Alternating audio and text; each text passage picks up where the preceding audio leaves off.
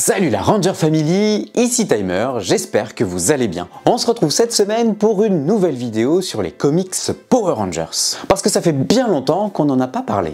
Alors c'est le moment de t'abonner à la chaîne pour ne louper aucune vidéo. Depuis quelques mois, Vestron publie les histoires des comics Power Rangers depuis le tout début. Plongeons ensemble dans le tome 1 de Go-Go Power Rangers. Vous êtes prêts?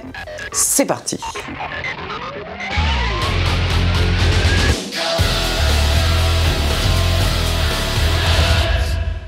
Après avoir parcouru l'intégralité de l'arc Unlimited, Vestron est revenu au tout début de l'histoire des comics Power Rangers en publiant les intégrales d'un côté et les tomes Go-Go Power Rangers de l'autre, puisque les deux histoires s'entremêlent. D'ailleurs, si tu veux essayer de comprendre un peu mieux la chronologie des comics Power Rangers, j'ai fait une vidéo dédiée et je te mets le lien en description. On repart complètement en arrière alors que les vies des 5 jeunes adolescents courageux et forts vont être bouleversées par l'ouverture d'une poubelle spatiale par des astronautes et la libération de Rita Repulsa et de son armée. Ce moment sera d'ailleurs rebaptisé le premier contact. Go-Go Power Rangers plonge dans la psychologie des 5 héros et l'impact de leurs nouvelles responsabilités sur leur vie, leur quotidien de lycéens et surtout sur leurs relations avec leurs proches qui ne comprennent pas toujours leur changement soudain de comportement. Vois ça un peu comme un remake de la saison 1 de la franchise, mais version plus moderne et plus drama. Dans le premier chapitre, on rencontre Jason, Zach, Trini, Billy et Kimberly avant la libération de Rita, et on en découvre un peu plus sur leur personnalité. Mais on fait également la connaissance de Matt, un nouveau personnage qui se trouve être le petit copain de Kimberly. On commence donc avec une donnée qui change par rapport à la série, la présence de Matt dans la vie de Kimberly. Comment tout cela va se passer lors de l'arrivée de Tommy? Après la libération de Rita et l'obtention de leur pouvoir, les Rangers assistent aux conséquences de leur combat. L'armée est mobilisée, les habitants d'Angel Grove ont peur, le couvre-feu est instauré et les Rangers doivent inventer tout un tas de mensonges pour cacher leur identité secrète tout en essayant de vivre leur vie d'adolescent de 15 ans. C'est très intéressant à lire puisque c'est quelque chose qu'on ne voit jamais dans la série. On se demande même pourquoi les habitants d'Angel Grove y vivent toujours alors qu'ils sont continuellement attaqués par des extraterrestres pendant des années. Lorsque Zordon se rend compte que les astronautes de la NASA qui ont libéré Rita ne sont pas rentrés sur Terre, Jason décide de partir en mission de sauvetage directement sur la Lune pour les libérer. Les Rangers les retrouvent mais les choses tournent mal et ils doivent maintenant faire face à Rita Repulsa et son armée. C'est une approche différente de la série télé avec une mission directement dans le palais lunaire. Ce qui est assez génial, mais vraiment fou quand on y pense. Dans le chapitre 2, on revient 3 mois en arrière, au début de la relation entre Kim et Matt, un petit peu mouvementée, notamment lorsque la jeune fille termine la soirée en vomissant son corn dog. On ne comprend pas bien à ce moment précis que Kimberly n'est pas d'Angel Grove, et que c'est Matt qui fait partie du groupe d'amis de Jason, Zach, Trini et Billy. Encore une approche différente et intéressante de ce qu'on a vu à la télé. Puis retour au temps présent sur la Lune où les Rangers tentent d'échapper à Rita Repulsa qui leur raconte que Zordon n'est pas aussi sympathique qu'il le prétend et qu'il utilise les Rangers comme des armes. Elle leur propose même un marché. S'ils se rendent, elle arrête son invasion de la Terre.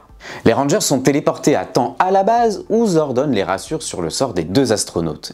Et pourtant, il semblerait que la NASA pratique quelques expériences sur eux dans le plus grand secret. Après cette aventure, les Rangers se posent beaucoup de questions sur ce qu'ils doivent faire, comment ils doivent réagir et notamment vis-à-vis de leur famille et de leurs amis. Ce jour du premier contact, comme il est nommé dans l'histoire, a changé le comportement des habitants d'Angel Grove et a provoqué la rupture entre Kim et Matt. La scène entre Trini et Jason, entre lesquels se dessine une espèce de petite romance, est très intéressante, puisqu'elle répond en quelque sorte à nos questions sur le fonctionnement des pouvoirs des Rangers. Alors que Billy construit les communicateurs, l'histoire repart en arrière, 2 mois avant la libération de Rita, quand Matt présente Kimberly à ses copains, Jason, Zach, Trini et Billy.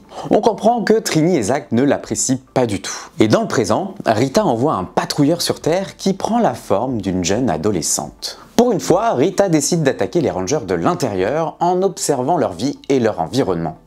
Ça change des multiples monstres qu'elle envoyait pour tenter de les détruire. Dans le chapitre 3, on découvre que Billy et Skull se connaissaient lorsqu'ils étaient enfants. Et ils étaient même meilleurs amis. Mais de retour dans le présent, cette amitié a laissé place à des moqueries, surtout de la part de Bulk, l'acolyte de Skull. Même si Skull s'amuse de Billy, entraîné par son ami Bulk, on voit bien qu'il est gêné par son comportement au nom de leur ancienne amitié. Alors que les Rangers se demandent s'ils ne devraient pas profiter de leur notoriété sur les réseaux sociaux, le patrouilleur de Rita déguisé en adolescente est à leur recherche. Mais Rita lui rappelle qu'elle est aussi là pour observer les faiblesses de l'humanité pour pouvoir mieux la décimer. Le plan de Rita n'est pas seulement de détruire les Rangers, mais de faire en sorte que ceux qu'ils essayent de protéger se retournent contre eux, et ainsi faire d'une pierre deux coups. C'est assez machiavélique pour Rita quand même. De son côté, Trini est très occupée par l'organisation de l'Angel Day dont elle est à l'origine, à tel point qu'elle en oublie l'anniversaire de sa mère. Matt, lui, se pose des questions sur le nouveau comportement de ses amis, et Ernie apprend à Jason qu'il risque de devoir fermer le bar car personne ne veut travailler dans une ville attaquée par les extraterrestres. C'est vrai que c'est un sujet qui n'est jamais abordé dans la série. Pendant plusieurs années, Angel Grove est attaqué par les extraterrestres, et pourtant les habitants y restent sans rien dire. Les esprits s'échauffent lors de l'Angel Day à cause de l'intervention de Bulk et Skull. Mais cela s'empire quand le patrouilleur de Rita repère les Rangers et fait envoyer le reste de l'armée. Les Rangers se divisent, mais Kim et Matt se retrouvent face à un énorme monstre qui assomme le jeune homme. Les Rangers se retrouvent dans une position délicate puisqu'ils sont séparés et certains ne peuvent se transmuter sans dévoiler leur identité secrète à leur entourage. Ils vont devoir être malins pour se rassembler. Dans le chapitre 4, on découvre que 4 mois avant la libération de Rita, Kimberly et Zach se sont rencontrés sans se connaître lors d'un dîner en famille qui présage du futur divorce de ses parents. Sans le vouloir, Kimberly fait renvoyer Zach de son job de commis au restaurant. On comprend désormais mieux pourquoi il ne l'aime pas lorsque Matt la présente à ses amis. De retour dans le présent, les Rangers affrontent l'ignoble bête en plein cœur de la ville. Jason, coincé avec le principal, Bulk et d'autres élèves, ne peut rejoindre ses amis.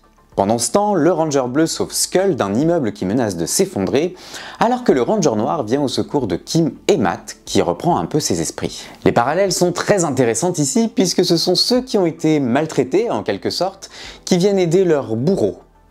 La leçon ici, c'est que la roue tourne dans la vie. Alors que Rita fait grandir son monstre, Kim confie Matt au patrouilleur déguisé afin de rejoindre ses amis. Les Rangers font appel à leur Dinozord, mais sans Jason, ils ne peuvent pas former le Megazord.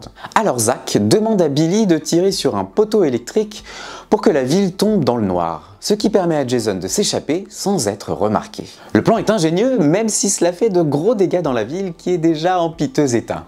Et mention spéciale pour la séquence de formation du Megazord, très bien retranscrite sur papier. Après la destruction du monstre, les Rangers se rendent chez Ernie pour l'Angel Day, et à leur surprise, ils se rendent compte que les habitants n'ont pas quitté la ville malgré cette nouvelle attaque extraterrestre. Ils ont peur, mais la présence des Rangers les rassure. De son côté, Zach interpelle Zordon sur le choix de Jason comme leader et découvre son passé douloureux. Avant de rejoindre Kim à l'hôpital où Matt finit enfin par sortir du coma. Et twist final, il ne s'agit pas de Matt mais du patrouilleur de Rita qui a pris son apparence. Le vrai Matt est détenu par Rita. GoGo Power Rangers reprend donc les codes de la toute première saison de la franchise avec une touche de modernité et plus de profondeur dans les personnalités des Rangers. Le scénario a été confié au célèbre Ryan Parrott et les dessins sont signés Dan Mora. Un incroyable duo pour une très belle histoire. À la lecture de ce tome 1, j'ai été immédiatement conquis par la nouvelle approche de l'histoire des Power Rangers. On retrouve nos héros préférés, mais avec plus de failles, des histoires personnelles bien plus complexes, ce qui les rend encore plus attachants. Quelque part, ça m'a un peu fait penser au film de 2017, qui s'attarde aussi beaucoup sur les blessures de chacun des Rangers, pour montrer que ce sont certes des héros, mais avec de gros bagages. J'aime beaucoup l'intégration d'éléments modernes, comme les réseaux sociaux. Et je trouve très malin d'aborder des sujets comme le fait que les habitants d'Angel Grove ne souhaitent pas rester y vivre à cause des attaques de Rita. Parce que la question est légitime, en vrai. Le scénario s'amuse aussi avec des éléments incohérents de la série, comme le fait que le mastodonte et le smilodon ne sont pas des dinosaures, ou qu'il est possible de respirer sur la Lune. Et à côté de ça, le vertige de Trini est mentionné, comme dans la série, et surtout les astronautes qui ont ouvert la poubelle spatiale font en réalité partie de la NASADA, l'équivalent de la NASA dans l'univers de Power Rangers. Et tout ça, ça renforce le lore de la franchise. Côté version française, on est toujours bien gâté par Vestron. Le comics est top, la qualité est au rendez-vous, j'aime beaucoup la galerie en fin de page qui est magnifique, et le travail d'adaptation est impeccable, nous plongeant directement dans l'univers de la série. Dans la prochaine review des comics, on continuera l'histoire de GoGo Power Rangers avec le tome 2. Il est sorti l'année dernière, donc possible qu'il soit difficile à trouver aujourd'hui, Mais pas de panique, il devrait être réédité au sein d'une intégrale de GoGo Power Rangers cet été. Le prochain comics disponible, c'est l'intégrale tome 6 de Power Rangers dès le 16 mai.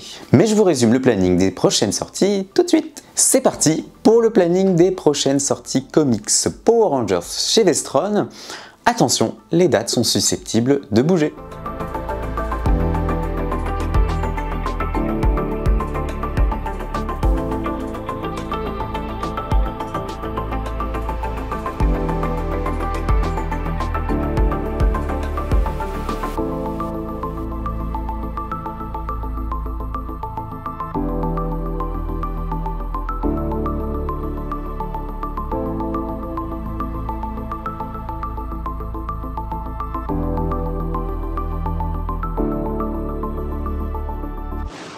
C'est tout pour aujourd'hui. J'espère que cette vidéo t'a plu et si c'est le cas, lâche un pouce levé. Et dis-moi en commentaire ce que tu penses de cette nouvelle approche de la série en comics.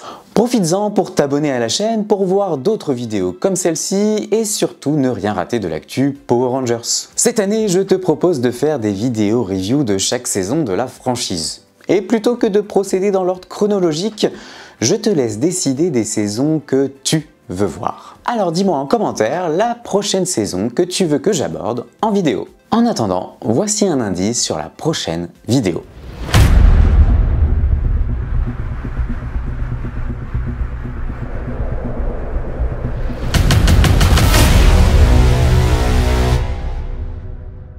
On se retrouve la semaine prochaine. Allez, salut!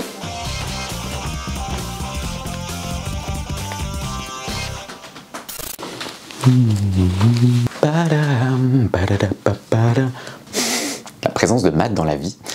Qu'est-ce que tu as voulu écrire? Il manque des mots, il suffit de lire. On y était presque.